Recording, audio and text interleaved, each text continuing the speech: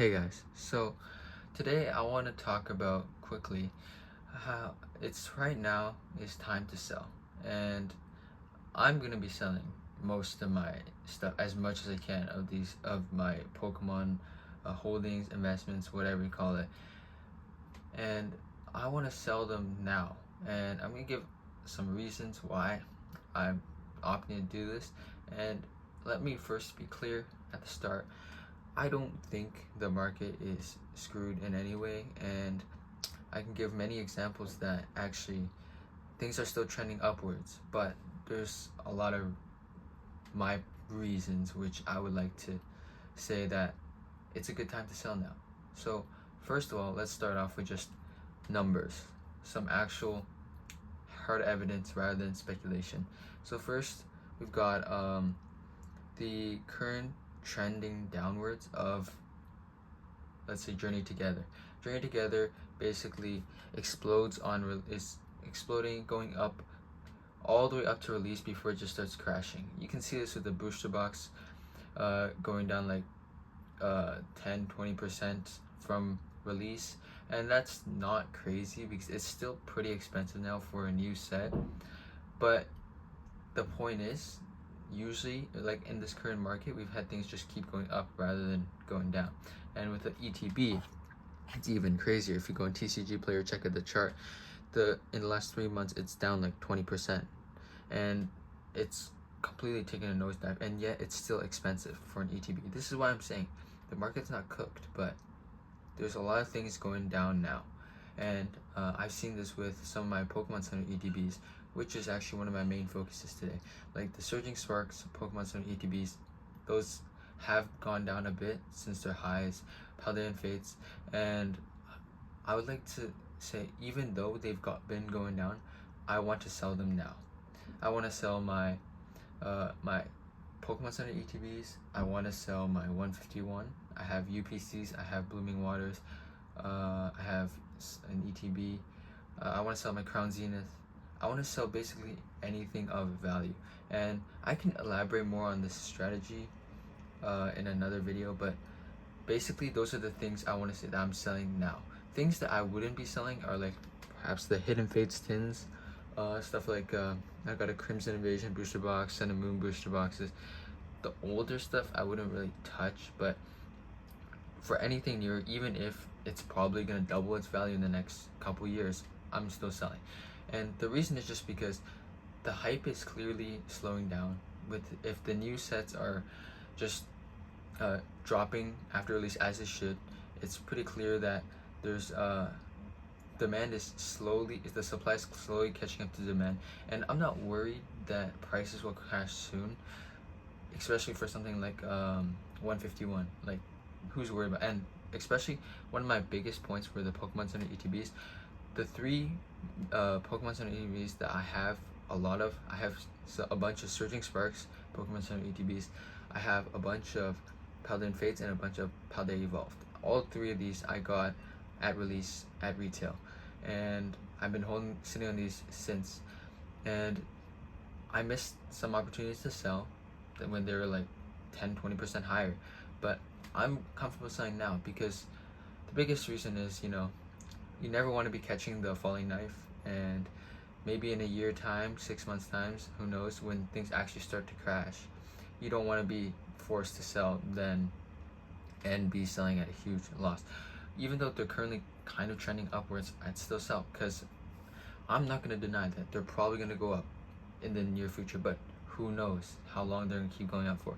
And even though they're really exclusive items, and people are going to call me crazy for selling them, but people also called me crazy for buying them when the hype wasn't there and buying case and case of them at retail when they're readily available. It's it's all about opportunities, because there's always going to be new opportunities. When I my Let me tell you guys, my biggest plan isn't even sitting at these looking at the numbers. Most of my decisions go based off of my feeling of how the market's going to go. Now that might work horribly for some people, but for me, I feel like it's a pretty good way, because then you feel comfortable. It's in your competence. If you're going by your feeling, and if you gotta know what you're doing somewhat, you can't just be making random decisions. But still, when the hype dies down a bit, I want to be able to buy as much as I can when things are under retail and going for $80 a booster box. Pokemon Center ETBs are going less than what they're selling for on the site, stuff like that. Because I don't need to wait for this Surging Sparks ETB, which is like 250 right now, to reach 400.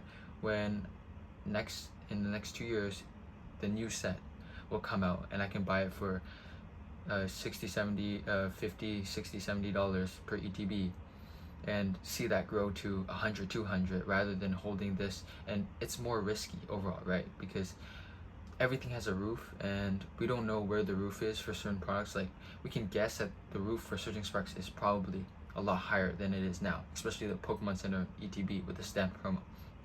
But I don't want to play that guessing game. For me, what I've seen in the past, no matter what, if you buy something at MSRP or lower, it usually goes up, and significantly within the first 5 years. But after that, like with Hidden Fates, I've had Hidden Fates for closing in on 6 7 close to 10 years now, and the gains have just pretty much topped off, because it's just people's focus aren't really there anymore. And they're still great products, and I love them, and that's why I want to keep them, because I love Hidden Fates as a set. But I would still be I'm going hard on selling. I'm going to be selling my Crown Zenith. I got some cases of the collections. I'm going to be selling my Journey Together Pokemon Center ETBs, my Vivid Voltage ETBs, basically all these ETBs that I've got. That's the main selling things I'm going to do. I'm going to be selling a bunch of my graded cards. I'm going to be selling pretty much all my booster boxes, because the booster box market is really, really good right now. Pretty much I'm only going to be holding on to some like older stuff, like maybe old booster boxes. I would even sell the old collection boxes, because those are hard to move. So anything hard to move, gone. And especially in a bull market, because like, let me say once again, I'm not bearish on the market. I think the market's still doing great, and it's not healthy because it's doing so well. And that's one of the main reasons, because let's be honest here. If I'm running a business and I'm selling and I need to keep buying inventory, I can't be sitting on this forever. And most people don't think about this, and I honestly didn't think about this until now, because I initially I've been in this for like 5 years. I missed the initial COVID boom where everything was going up, and I had the opportunity to sell a bunch of things at huge gains, and I just waited it through until now. We see another boom, and I never really thought about it because I wasn't so heavily in. But now I've got like $60,000-$70,000 worth of product. You gotta think about your exit, because no one really thinks about this, and I've started thinking about it. And I realized like, I don't want to sell any of this. Like, I love this stuff. I don't want to sell it. But the more expensive you get, the harder it becomes to sell. The less liquid it is, the less buyers there are, the more emotional attachment you have to it. And if you're really serious about investing or just flipping or just collecting, you need cash flow, especially if you're doing it as a business. Some avid collectors buying one booster box here and there may not need this, but if you're like going hard, buying a ton of cases, and you're trying to make a profit, you do need cash flow, and you can't be too attached to stuff. Which is why I'm okay with selling the new stuff. I'm keeping what I really love, the Hidden Fates, and pretty much everything else I'll sell. And so yeah, that's basically a quick overview of what I think. The market's not cooked, but I'm still selling a bunch of my stuff, anticipating potential drops in the future and slowdowns in the market. Yep, that's what I think. So let me know what you guys think. See you guys.